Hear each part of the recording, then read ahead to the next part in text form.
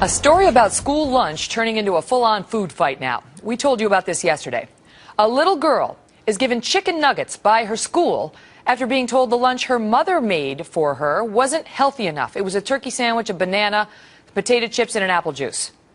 And while some of the details remain unclear, what is clear is that the food police are very, very real. Joining us now is Sarah Burrows of the Carolina Journal. She broke this story. Sarah, we got so much feedback from our viewers on this yesterday. So the little girl she's 4. Turkey sandwich, banana, apple juice, and a bag of chips. Who's looking at her lunch and the other lunches of the children? We're still trying to determine exactly who the state employee was. We do know that it was an agent from the Department of Health and Human Services. At the North Carolina level. Right, the state level.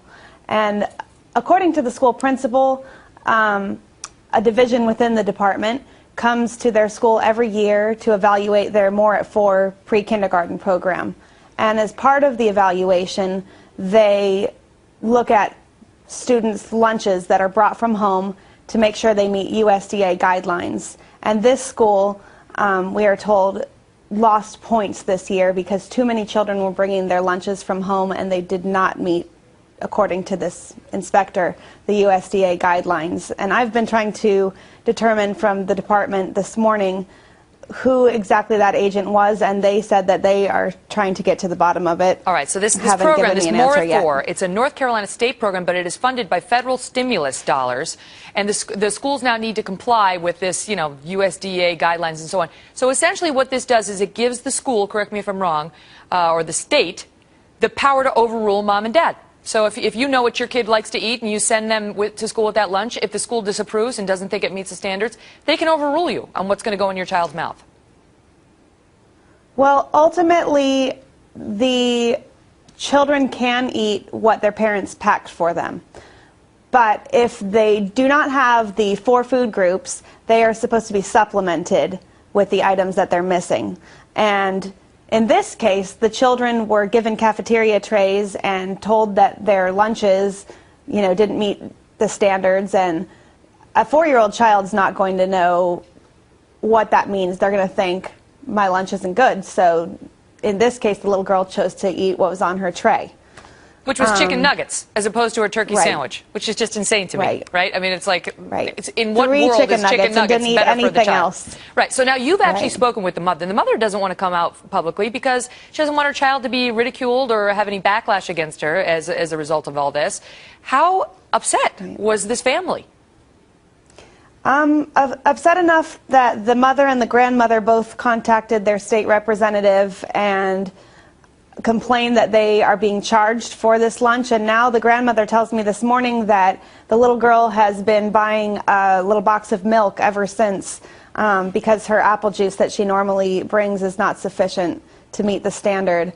The grandmother is still working with the state representative. They haven't paid for the milk yet. She's been told that there's a $5 credit put on her account. She's not sure where that comes from, but she says that the bill will be coming for the milk that she's been drinking each day. Now, the state, the North Carolina Division of Child Development and Early Education, says we did not have an employee or a contractor on site who was involved in replacing any child's lunch. The principal says this was all taken out of context and essentially the story's all wrong. Your response to that? The reports I've been hearing, or the responses I've been hearing, are responding to the fact that the girl's lunch was not taken from her. It was not thrown away, it was not taken from her, but they have confirmed that they were given cafeteria lunches as sort of replacement lunches. So in effect, the mother claims the food was taken, not taken in the sense that it was physically taken. Yeah, but the child was essentially told it was bad and given a plate of nuggets alongside of it, and the 4-year-old didn't know what to do. Is this right. is, I got to go, but I need a quick answer, but this is the law in North Carolina.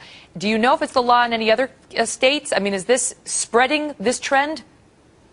I'm going to have to look into that, but I'd assume that anyone who had these More at 4 programs would have to apply or abide by the USDA guidelines on the lunches. Sarah, thank you for breaking the story. It started a real national conversation. We appreciate it.